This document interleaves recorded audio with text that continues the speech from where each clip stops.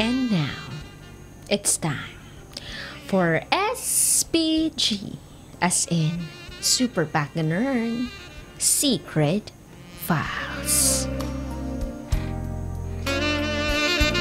Dinuraan ko para makapasok. Yan ang isa sa mga pinakatumatak na linya na binanggit ng kapatid ko. Itago niyo na lang ako sa pangalang Jennifer. 18 years old na po ako. At meron akong nakababatang kapatid na babae. 10 taon ang agwat namin. Isang araw, si nanay nagluluto ng agahan sa kusina. At ako naman ay nakapwesto sa sofa na ilang hakbang mula sa kusina. Ako ay nakahiga sa sofa. Pinipilit ko pang makatulog. Kaya lang, mas nangingibabaw ang boses ng nanay ko.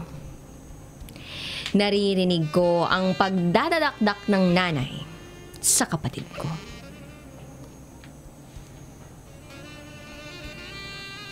Ang sabi ni nanay, "Neneng, gisingin mo nga ang tatay mo. Sabihin mo pumasok na siya at tanghali na.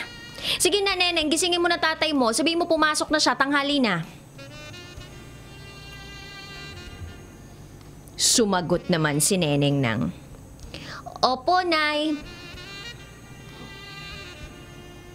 Naramdaman ko ang pagpasok ni Neneng sa kwarto ni nanay at tatay na ilang hakbang lang mula sa kusina at sa pwesto ko. At narinig ko na ngang ginigising ni Neneng si tatay. "Tay, gising na daw po kayo at pumasok na. Tanghali na daw po," sabi ni nanay. At sumagot naman si tatay,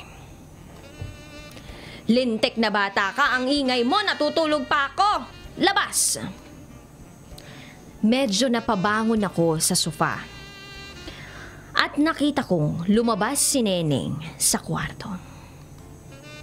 At maya-maya pa ay sabi ni Neneng, "Nay, ayaw pa po gumising ni tatay." At sumagot naman si nanay, "Gisingin mo! Gisingin mo! Gawa ka ng paraan para pumasok siya. Dalian na at mahuhuli na kamo siya." Bumalik si Neneng sa kwarto. At gumawa ng paraan si Neneng. Maya-maya pa, lumalabas na ng kwarto si Neneng habang gumangawa ito sa sobrang pagkaiyak.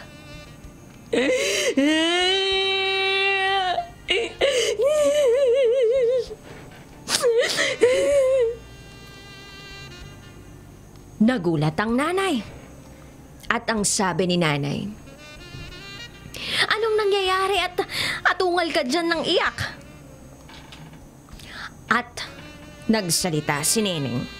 Ang sabi, "Si tatay po kasi, pinalo po ako." Nagulat si nanay. At ang sabi niya, "Ha? Bakit? Ano bang ginawa mong bata ka, ha?" Sumagot si Neneng ng, "Dinuraan ko po." At sumagot naman si nanay ng, "Ano? Bakit mo dinuraan ang tatay mo?" At doon na sinabi ni Neneng ang, Sabi niyo po kasi, gawa ako ng paraan para magising si tatay. Pumasok po. Pumasok ako sa kwarto. Tapos sabi niyo para makapasok siya, gumawa akong paraan. Dinuraan ko po siya. Kasi narinig ko po kayo nung isang gabi. Sabi niyo kay tatay, duraan mo para pumasok. Ginaya ko lang naman po kayo eh.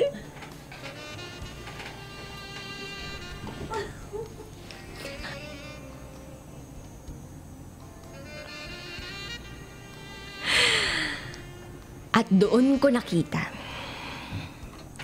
si nanay na natulala. Ang bibig niyang parang Armalite ay nagmistulang simbahan. Napatahimik ang buong paligid.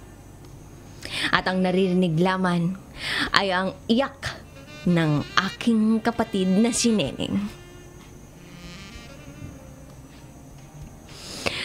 Ako po si Jennifer at yan ang SPG as in Super Pack Ganern Secret File.